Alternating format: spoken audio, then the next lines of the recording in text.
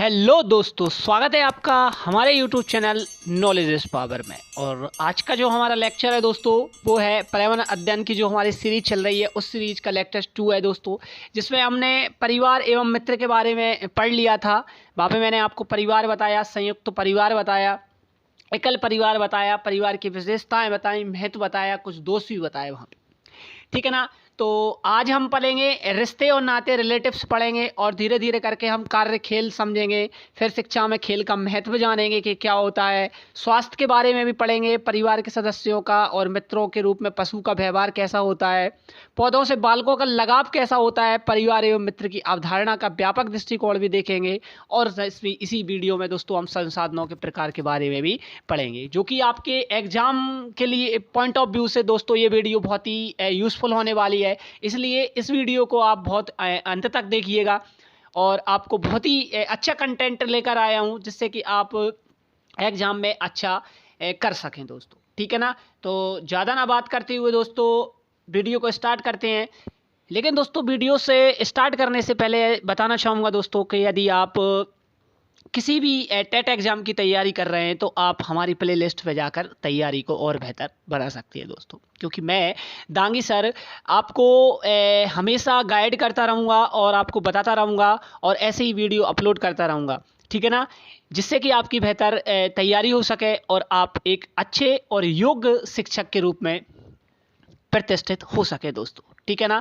तो वीडियो पर बने रहिएगा, और यदि आपने हमारे चैनल को अभी तक सब्सक्राइब नहीं किया है, तो प्लीज़ सब्सक्राइब कर लें, जिससे कि हमारे वीडियो के नोटिफिकेशन आपको प्राप्त होते रहे दोस्तों। ठीक है ना। और इन्फॉर्मेशन के लिए यदि आप जानना चाहते हैं, तो आप मेरे टेलीग्राम ग्रुप से भी ऐड हो सकते हैं दोस्तों, जिसकी लिंक डिस्क्रिप्शन बॉक्स में प्रोवाइड करा दी गई है दोस्तों। ठीक है ना। तो बात ना करते हुए वीडियो को स्टार्ट करते हैं दोस्तों। कि बालक के सभी रिश्तेदारों का उसके व्यक्तित्व एवं विकास पर प्रभाव पड़ता है दोस्तों, किंतु परिवार के प्रमुख सदस्यों का उस पर विशेष प्रभाव पड़ता है। जैसे जैसे बालक बड़ा होता जाता है, वैसे वैसे वह अपने माता पिता, भाई बहन तथा परिवार के अन्य सदस्यों के संपर्क में आते हुए प्रेम, सहानुभूति, सहनशीलता तथा सहयोग आदि अनेक सामाजिक गुणों को सीखता रहता है।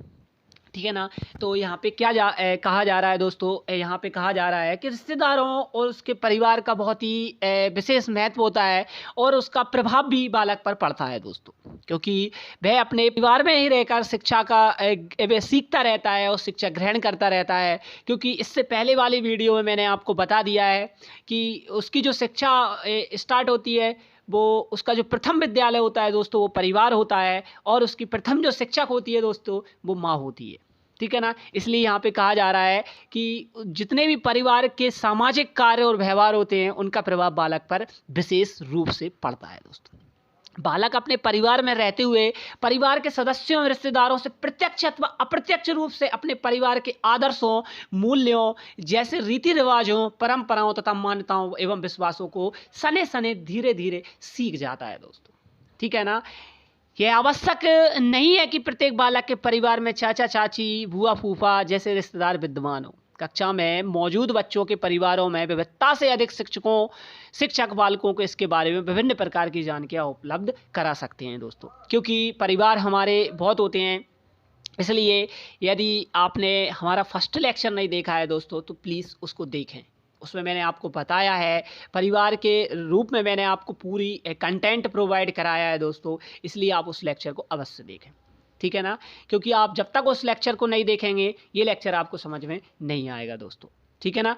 तो और मैंने वहाँ पे बताया भी है कि किस टाइप से एग्ज़ाम में क्वेश्चन आते हैं और किस टाइप से, और मैं इस वीडियो में भी आपको जहाँ जहाँ मुझे लगेगा कि इस कंटेंट से क्वेश्चन ज़्यादा आते हैं, और इस कौन सा कंटेंट कब एग्ज़ाम में पूछा गया है, वो भी मैं आपको यहाँ पर बताते जाऊँगा दोस्तों। ठीक है ना। अब हम कार्य एवं खेल के बारे में पढ़ लेते हैं, वर्क एंड गेम के बारे में पढ़ लेते हैं दोस्तों। कि बालक समाज में रहते हुए विभिन्न प्रकार के कार्य करता है एवं खेल कूद में स्वयं को व्यस्त रखता है। इस कार्य में उसे उसकी आयु के पारिवारिक सदस्यों जैसे भाई बहन इत्यादि का सहयोग प्राप्त होता है दोस्तों। शिक्षा प्राप्त करने के लिए बालक विद्यालय में जाता है। विद्यालय में विभिन्न परिवारों के बालक शिक्षा प्राप्त करने आते हैं। बालक इन विभिन्न परिवारों के बालक तथा शिक्षकों के बीच रहते हुए सामाजिक प्रक्रिया करता है, जिससे उसका समाजीकरण तीव्र गति से होने लगता है, और और जो बच्चे का विकास है वो धीरे धीरे डेवलप होने लगता है दोस्तों। स्कूल में रहते हुए बालक को जहां एक और विभिन्न विषयों की प्रत्यक्ष शिक्षा द्वारा सामाजिक नियमों, रीति रिवाजों, परंपराओं, मान्यताओं और विश्वासों एवं आदर्शों एवं मूल्यों का ज्ञान होता है, वहीं दूसरी ओर उसमें स्कूल की विभिन्न सामाजिक योजनाओं में सक्रिय रूप से भाग लेते हुए प्रत्यक्ष रूप से विभिन्न सामाजिक गुणों का विकास होता रहता है। स्कूल, समुदाय एवं परिवार में रहते हुए बालक को उसके विभिन्न कार्य में, खेलों में उसके परिवार के सदस्यों के अतिरिक्त उसके मित्रों का सहयोग भी प्राप्त होता है दोस्तों। चूँकि मित्र जो एक अलग से ही चैप्टर मैं आपको इससे बिफोर वाली जो हमारी क्लास थी उसमें बता चुका हूँ दोस्तों, ठीक है ना। खेल कूद से व्यक्ति का शारीरिक ही नहीं बल्कि मानसिक मनोरंजन भी होता है। तो यहाँ से क्वेश्चन एग्जाम में आता है दोस्तों कि शिक्षा में खेल कूद का महत्व। कार्य एवं खेल बालक की शिक्षा में भी महत्वपूर्ण भूमिका निभाते हैं, इसलिए बालकों की शिक्षा में खेल कूद को पर्याप्त स्थान दिया जाता है। खेल खेल में बच्चे सहज रूप से सीख जाते हैं दोस्तों। बालकों को विभिन्न प्रकार के प्रयोगों एवं खेलों के द्वारा सिखाना अधिक आसान हो जाता है तथा इससे पाठ और भी रुचिकर हो जाता है दोस्तों, ठीक है ना। तो यहाँ से क्वेश्चन आता है कि खेल के माध्यम से जो शिक्षा है वो क्या हो जाती है, तो रुचिकर हो जाती है। बच्चे अपने आस पड़ोस, उसके विभिन्न घटकों इत्यादि विभिन्न प्रकार के अनुभव द्वारा सीखते हैं। यदि किसी विशेष प्रकार की शिक्षा देने के लिए हम उसका रूपांतरण किसी खेल में कर दें तो बालक को उसकी शिक्षा देना आसान एवं रुचिकर हो जाता है। खेलो और करो जैसे प्रायोगिक विधियों की शुरुआत इसी तथ्य के आधार पर हुई है दोस्तों, ठीक है ना। रचनात्मक खेल वे सक्रिय खेल हैं जिनसे बच्चे कुछ नया सृजन करने का प्रयास और अभ्यास करते हैं दोस्तों, ठीक है ना। इसलिए खेल का बच्चे के विकास में बहुत ही इंपॉर्टेंट रोल होता है दोस्तों। Importance of game in education, ठीक है ना। नेक्स्ट आगे बढ़ते हैं कि आरंभिक बाल्यावस्था से ही बालक में रचनात्मक प्रवृत्तियां विकसित होने लगती हैं। वस्तुतः रचनात्मक खेल कल्पनात्मक खेलों से काफ़ी समानता रखते हैं क्योंकि रचनात्मकता कल्पना शक्ति द्वारा प्रभावित होती है। तो याद रखना है क्या कि रचनात्मकता कल्पना शक्ति द्वारा प्रभावित होती है। आरंभ में वस्तुओं को एक के ऊपर एक लगाना, ब्लॉक जोड़कर आकृतियां बनाना आदि रचनात्मक खेल बालक खेलता है। प्रोजेक्ट विधि, किंडरगार्टन विधि, ठीक है ना, फ्रोबेल के द्वारा दी गई है। मॉन्टेसरी विधि मॉन्टेसरी के द्वारा दी गई है। डाल्टन विधि डाल्टन के द्वारा, और ह्यूरिस्टिक विधि है। बेसिक शिक्षा इत्यादि खेल कूद एवं सामान्य क्रियाकलापों द्वारा बच्चों को शिक्षा देने की कुछ प्रमुख विधियां हैं। मैं इन विधियों को आपको डिटेल में बताऊंगा दोस्तों, घबराने की कोई बात नहीं है। मैं आपको प्रोजेक्ट विधि भी बताऊंगा, किंडरगार्टन विधि बताऊंगा, मॉन्टेसरी बताऊंगा किस टाइप से मॉन्टेसरी ने अपनी विधि दी और किस टाइप से एक लड़की पर प्रयोग किया, ठीक है ना। तो मैं आपको सारी बताने का प्रयास करूंगा दोस्तों। अब पढ़ लेते हैं परिवार के सदस्य के समान अथवा मित्र के रूप में पशु भी बहुत इंपॉर्टेंट रोल अदा करते हैं एज अ फैमिली मेंबर और एनिमल एज अ फ्रेंड। परिवार एवं आस पड़ोस में रहने वाले पशु पक्षी का भी बालक के व्यक्तित्व पर प्रभाव पड़ता है। बालक अपने घर के पालतू पशुओं के साथ खेलना पसंद तो करता ही करता है एवं उसमें मित्रवत व्यवहार भी करता है दोस्तों। कई बार वह न पशु पक्षियों को एक विशेष नाम भी देता है। कुत्ते, खरगोश, बिल्ली आदि ऐसे ही पशुओं के अंतर्गत आते हैं। घर में पाले जाने वाला तोता, कबूतर, मैना इत्यादि पक्षियों के साथ भी बालक का व्यवहार मित्रवत होता है। इन पशु पक्षियों को बालक न केवल अपना मित्र समझता है बल्कि घर के बड़े सदस्यों का अनुकरण करते हुए उन्हें परिवार का एक सदस्य भी मानता है, ठीक है। यदि कोई पशु परिवार की जीविका का आधार हो, जैसे गाय है, भैंस है, बकरी है आदि पालतू पशु, तो बालकों का उनके प्रति विशेष लगाव होता है। बालकों में अपने परिवेश के पशुओं के प्रति उत्सुकता होती है। बालक अपने परिवेश में विभिन्न प्रकार के पशुओं जैसे कुत्ता, बिल्ली, चूहा, गाय, भैंस इत्यादि के साथ साथ चींटी, कीड़े मकोड़े इत्यादि एवं इन सभी के विभिन्न तथा विविध प्रकार के क्रियाकलापों को भी देखता रहता है। वह और अनुभव करता है कि पशुओं में भी देखने, सुनने, सूंघने और महसूस करने की शक्ति होती है। बच्चे विभिन्न प्रकार के पशुओं को देखकर उसके व्यवहारों के बारे में समझने लगते हैं दोस्तों, ओके। फिर नेक्स्ट है पौधों से बालकों का लगाव। बालकों का अपने बगीचे, आस पड़ोस के उद्यान, खेत इत्यादि में लगे पौधे से भी बहुत लगाव होता है। इसलिए उन्हें बाल्यावस्था में ही पौधे के महत्व के बारे में बताया जाना चाहिए। कब बताना चाहिए दोस्तों? बाल्यावस्था में ही पौधे के बारे में बताना चाहिए ताकि वे इनको किसी प्रकार का कोई नुकसान न पहुंचाएं एवं इनका ख्याल रखें। ठीक है ना। पौधे किसी भी पारिस्थितिकी तंत्र के लिए बहुत ही आवश्यक होते हैं। वे पारिस्थितिकी तंत्र के लिए ऊर्जा प्रदान करते हैं। मनुष्य अपने लिए खाद्य पदार्थों की अधिकतम सामग्री पेड़ पौधों से ही क्या करते हैं दोस्तों, प्राप्त करते हैं। ठीक है ना। बालक जब परिवार एवं समुदाय के बड़े सदस्यों को पेड़ पौधों को खींचते हुए देखता है तो वह भी ऐसा करने के लिए प्रेरित होता है, लेकिन ऐसा करना नहीं है, ठीक है ना। उसको सिखाना है कि ये जीविका के आधार हैं, इनसे ऑक्सीजन मिलती है, ये पारिस्थितिकी तंत्र का निर्माण करते हैं और ये से ही हमें आवश्यक वस्तुएं प्राप्त होती हैं। अपने घर के गमलों में लगे पौधों को खींचने के क्रम में बालक का उनसे लगाव हो जाता है। बच्चे यह जानना चाहते हैं कि विभिन्न प्रकार के पेड़ पौधे किस प्रकार उगते हैं, उनमें विकास कैसे होता है। शिक्षक बच्चों को विभिन्न प्रकार के पौधों से संबंधित इस प्रकार की जानकारियों के लिए बीजों के अंकुरण संबंधी विभिन्न प्रयोग कर सकते हैं। परिवार एवं मित्र की अवधारणा का व्यापक दृष्टिकोण क्या होता है, इसकी अवधारणा तो हम पढ़ चुके हैं, परिवार एवं मित्र की अवधारणाओं को सीख चुके हैं, लेकिन उसका व्यापक दृष्टिकोण देख लेते हैं कि क्या होता है। ठीक है ना। Comprehension view of concept of family and friends. Sanskrit ग्रंथों में कहा गया है कि अयम निजा परोवेति गणनाचा लघु चेतसाम उदार चरिता नाम तू वासुदेव कुटुंबकम। कहने का तात्पर्य यह है कि यह मेरा और यह तुम्हारा है, ऐसा संकुचित सोच वाले लोग मानते हैं। उदार दृष्टिकोण रखने वाले लोगों के लिए तो सारी पृथ्वी परिवार है दोस्तों। ठीक है ना। क्या कि उदार दृष्टिकोण रखने वाले के लिए तो सारी पृथ्वी ही परिवार है। संस्कृत के इस श्लोक के अर्थानुरूप देखा जाए तो मानव के लिए पृथ्वी वास्तव में एक परिवार की तरह ही है, जिसमें उसका भरण पोषण होता है। अतः इस पृथ्वी और इसके पर्यावरण के देखभाल की जिम्मेदारी भी हम मानवों की ही है। ठीक है ना। इसलिए उसे एक सभ्य और सामाजिक प्राणी बनाना है हमको। इसी तत्व को देखते हुए वर्तमान में लोग पर्यावरण के प्रति अत्यधिक चिंतित हैं। ठीक है ना। आज की जो समस्या है दोस्तों, मैं इस वीडियो में समस्या में आपको उलझाना नहीं चाहता हूँ, लेकिन आज की बहुत ही बुरी समस्या उत्पन्न हो रही है, पॉल्यूशन। ठीक है ना। इसलिए हमको बच्चे को ज़्यादा से ज़्यादा और अच्छे से अच्छा ज्ञान प्रोवाइड कराना है एवं इसमें आवश्यक सुधार के लिए अंतर्राष्ट्रीय स्तर पर विविध एवं महत्वपूर्ण प्रयास हो रहे हैं। चूँकि हम एक आदर्श टीचर हैं और हमारा एक आदर्श स्थापित होना चाहिए स्कूल में, इसलिए हमको ये चीज़ मायने रखती है दोस्तों। ठीक है ना। क्योंकि हमारे ही द्वारा बालक सीखेगा, इसलिए हमको एक आदर्शात्मक व्यक्तित्व प्रस्तुत करना है।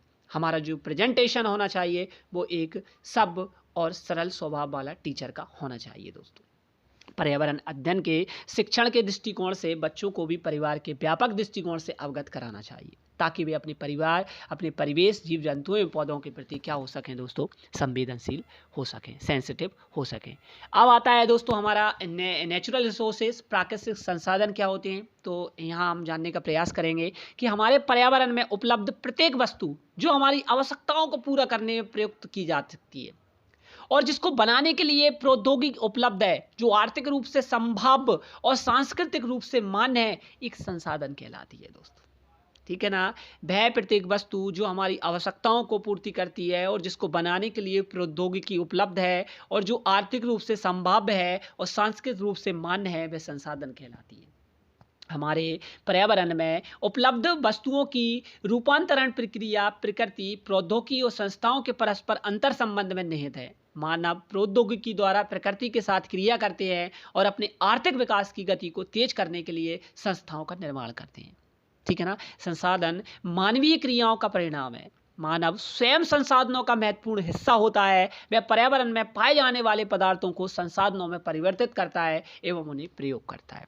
अब हम संसाधनों का वर्गीकरण देख लेते हैं कि निम्न प्रकार से किया जा सकता है। उत्पत्ति के आधार पर जैव और अजैव होते हैं दोस्तों। संसाधनों का जो वर्गीकरण है वो निम्न प्रकार से किया जा सकता है। उत्पत्ति के आधार पर दो टाइप के संसाधन होते हैं, एक होता है जैव और एक होता है अजैव। डिटेल में पढ़ेंगे दोस्तों। ठीक है ना। और एक होता है समाप्तता के आधार पर, नवीनीकरणीय और अनवीकरणीय। ठीक है ना। स्वामित्व के आधार पर होता है व्यक्तिगत, सामुदायिक और राष्ट्रीय और अंतर्राष्ट्रीय। विकास के स्तर के आधार पर संभावी, विकसित, भंडार और संचित कोष होते हैं। संसाधनों के प्रकार हैं। सबसे पहला प्रकार है उत्पत्ति के आधार पर, बेस्ड ऑन ओरिजिन। जैव संसाधन, इन संसाधनों की प्राप्ति जैव मंडल से होती है जिनमें जीवन व्याप्त है, जैसे मनुष्य, वनस्पति, जंतु, मत्स्य जीवन, पशुपालन आदि। ये जैव संसाधन, मतलब जैव संसाधन वे संसाधन होते हैं जिसमें जीवन पाया जाता है, जो जीवित होते हैं। और अजैव संसाधन वे संसाधन होते हैं जो निर्जीव वस्तुओं से बने होते हैं और अजैव संसाधन कहलाते हैं। उदाहरण चट्टानें, धातुएं, पृथ्वी है। ठीक है ना। ये सारे अजैव होते हैं। अब समाप्तता के आधार पर क्या है दोस्तों कि नवीकरणीय, एग्जाम में कई बार पूछा जाता है कौन सा नवीकरणीय संसाधन है और कौन सा अनवीकरणीय संसाधन है, ठीक है ना। तो नवीनीकरणीय योग्य संसाधन वे संसाधन जिन्हें भौतिक, रासायनिक या यांत्रिक प्रक्रियाओं द्वारा नवीनीकृत या पुनः उत्पन्न किया जा सकता है, उन्हें नवीकरण योग्य अथवा पुनः प्राप्ति योग्य संसाधन कहा जाता है। उदाहरणार्थ सौर तथा पवन ऊर्जा, बल, जल, वन, वन्य जीवन, इन संसाधनों को सतत तथा प्रवाह संसाधनों में विभाजित किया जा सकता है, ठीक है ना। नवीनीकरणीय संसाधन वे संसाधन हो सकते हैं जिनको हम पुनः प्राप्त कर सकते हैं, और नवीनीकरणीय योग्य संसाधन वे संसाधन होते हैं जिन्हें हम पुनः प्राप्त नहीं कर सकते। इन संसाधनों का विकास एक लंबे भूवैज्ञानिक अंतराल में होता है। खनिज और जीवाश्म ईंधन इस प्रकार के संसाधनों के उदाहरण हैं। इनके बनने में लाखों वर्ष लग जाते हैं। इनसे कुछ संसाधन जैसे धातु है पुनः चक्रीय होती हैं, कुछ संसाधन जैसे जीवाश्म ईंधन अचक्रीय हैं एवं एक बार के प्रयोग के साथ ये क्या हो जाते हैं दोस्तों, खत्म हो जाते हैं, ठीक है ना। फिर है स्वामित्व के आधार पर, बेस्ड ऑन अथॉरिटी, व्यक्तिगत संसाधन, संसाधन निजी व्यक्तियों के स्वामित्व में भी होते हैं। बहुत से किसानों के पास सरकार द्वारा आवंटित भूमि होती है जिसके बदले में वे सरकार को लगान चुकाती हैं। गांव में बहुत से लोग भूमि के स्वामित्व भी होते हैं और बहुत से लोग भूमिहीन भी होते हैं। शहरों में लोग भूखंड, घरों व अन्य जायदाद के मालिक भी होते हैं। बाग, चारागाह, तालाब और कुओं का जल आदि संसाधनों के निजी स्वामित्व के उदाहरण होते हैं। ये निजी स्वामित्व है, ये अधिकार सूचक संसाधन होते हैं। फिर होता है एक सामुदायिक स्वामित्व वाले संसाधन। ये संसाधन समुदाय के सभी सदस्यों को उपलब्ध होते हैं। गाँव की समीताल भूमि, चारण भूमि या शमशान भूमि, तालाब इत्यादि, और नगरीय क्षेत्रों के सार्वजनिक पार्क, पिकनिक स्थल, खेल के मैदान वहाँ रहने वाले सभी लोगों के लिए उपलब्ध होती हैं। उन पर किसी एक का अधिकार नहीं होता है, वो सबके लिए क्या होते हैं दोस्तों, उपलब्ध होती हैं। राष्ट्रीय संसाधन क्या होते हैं कि तकनीकी तौर पर देश में पाए जाने वाले सारे संसाधन राष्ट्रीय संसाधन हैं। देश की सरकार को कानूनी अधिकार है कि वह व्यक्तिगत संसाधनों को भी आम जनता के हित में अग्रहित कर सकती है। सारे खनिज पदार्थ, जल संसाधन, वन्य जीव, राजनीतिक सीमाओं के अंदर सारी भूमि और 12 समुद्री मील, ठीक है ना, ये नॉटिकल मील दिया है दोस्तों, ये डिस्टेंस होती है जो कि समुद्र में से मापी जाती है, तथा महासागरीय क्षेत्र, भागीय समुद्र, इसमें पाए जाने वाले संसाधन राष्ट्र की संपदा हैं। अंतर्राष्ट्रीय संसाधन, कुछ अंतर्राष्ट्रीय संस्थाएं संसाधनों को नियंत्रित करती हैं। तटरेखा से 200 किलोमीटर की दूरी, अपवर्जक आर्थिक क्षेत्र में पूरे खुले महासागरीय संसाधनों पर किसी देश का अधिकार नहीं है। वहाँ पे सभी देश क्या कर सकते हैं, अपना अनुसंधान कर सकते हैं। इन संसाधनों को राष्ट्रीय संस्थाओं की सहमति के बिना उपयोग नहीं किया जा सकता। भारत के पास अपवर्जक आर्थिक क्षेत्र से दूर हिंद महासागर की तटरक्षी से मैग्नीज ग्रंथियों का खनन करने का अधिकार है दोस्तों, ठीक है ना। हमें अधिकार लेना पड़ता है और जब भी फिर क्या कर सकते हैं, हम जो अनुसंधान है वो कर सकते हैं। विकास के स्तर के आधार पर, बेस्ड ऑन डेवलपमेंट लेवल, संभावित संसाधन होते हैं विकास के स्तर के आधार पर। यह वे संसाधन हैं जो किसी प्रदेश में विद्यमान होते हैं परंतु उनका उपयोग नहीं किया गया। उदाहरणों के तौर पर अगर माने तो भारत के पश्चिमी भाग, विशेषकर राजस्थान और गुजरात में पवन और सौर ऊर्जा संसाधनों की अपार संभावना है दोस्तों, ठीक है ना। राजस्थान और गुजरात में जो पवन ऊर्जाएं हैं, क्योंकि वहाँ पे पवन चलती रहती हैं, इसलिए वहाँ पे इन संसाधनों का काफ़ी अग्रसर विकास होता हुआ दिखता है दोस्तों, परंतु इनका सही ढंग से विकास नहीं हुआ है दोस्तों, ठीक है ना। विकसित संसाधन वे संसाधन जिनका सर्वेक्षण किया जा चुका है और उनके उपयोग की गुणवत्ता और मात्रा निर्धारित की जा चुकी है, विकसित संसाधन कहलाते हैं। संसाधनों का विकास प्रौद्योगिकी और उनकी संभाव्यता के स्तर पर निर्भर करता है कि उसकी प्रौद्योगिकी कैसी है दोस्तों और उसकी संभाव्यता कितनी है दोस्तों, क्योंकि संभावना ज़्यादा होगी तभी प्रौद्योगिकी विकसित होगी और प्रौद्योगिकी विकसित होगी तभी उस चीज़ का अच्छे से निर्माण किया जा सकेगा। भंडारण क्या होता है दोस्तों, पर्यावरण में उपलब्ध वे पदार्थ जो मानव की आवश्यकताओं की पूर्ति कर सकते हैं परंतु उपयुक्त प्रौद्योगिकी के अभाव में उसकी पहुंच से बाहर हैं, भंडार में शामिल हैं।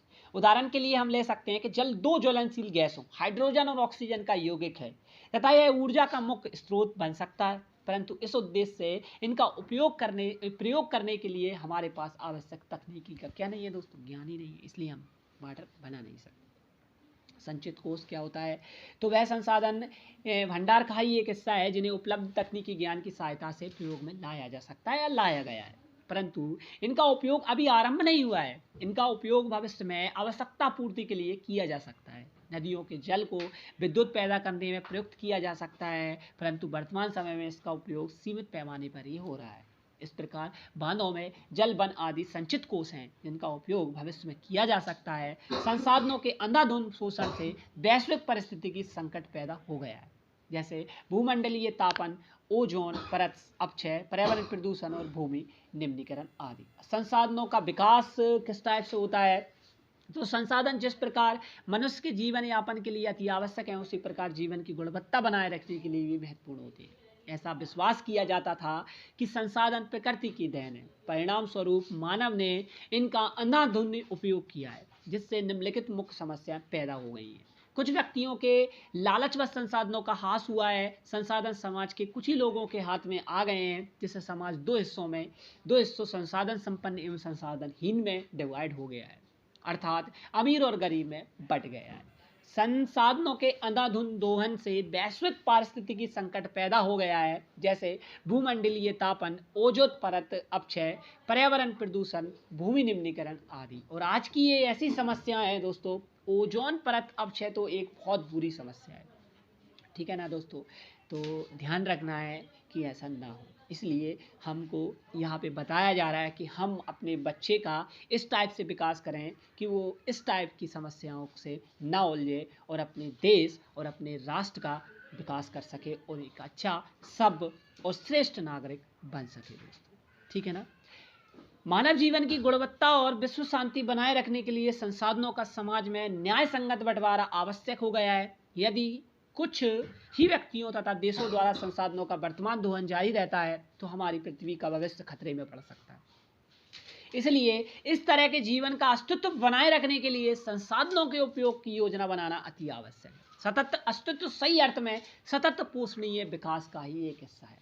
और कई बार एग्जाम में पूछा जाता है दोस्तों कि सतत पोषणीय विकास क्या है, ठीक है ना। सतत पोषणीय विकास सही मायनों में सही चीज का उपयोग करना ही कहलाता है, ठीक है ना। सतत पोषणीय आर्थिक विकास का अर्थ है कि विकास पर्यावरण को बिना नुकसान पहुंचाए हो और वर्तमान विकास की प्रक्रिया भविष्य की पीढ़ियों की आवश्यकता की अवहेलना ना करे दोस्तों। इसलिए सतत पोषणीय विकास बहुत ही जरूरी है। रियो डी जेनेरो प्रति सम्मेलन हुआ था 1992 में दोस्तों, जून में। 1992 में 100 से भी अधिक राष्ट्र अध्यक्ष ब्राजील के शहर रियो डी जेनेरो में प्रथम राष्ट्रीय प्रति सम्मेलन में एकत्रित हुए थे। सम्मेलन का आयोजन विश्व स्तर पर उभरते पर्यावरण संरक्षण और सामाजिक आर्थिक विकास की समस्याओं का हल ढूंढने के लिए किया गया था। इस सम्मेलन में एकत्रित नेताओं ने भूमंडलीय जलवायु परिवर्तन और जैविक विविधता के एक घोषणा पत्र पर हस्ताक्षर किए थे, ठीक है ना।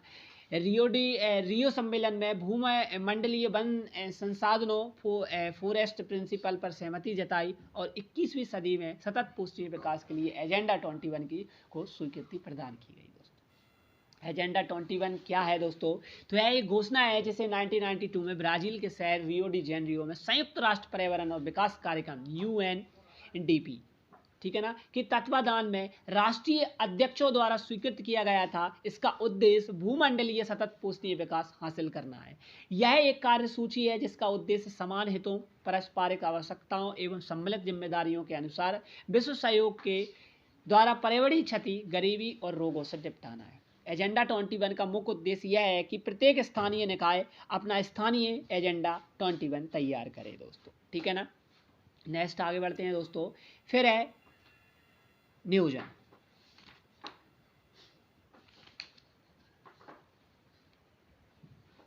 संसाधन नियोजन।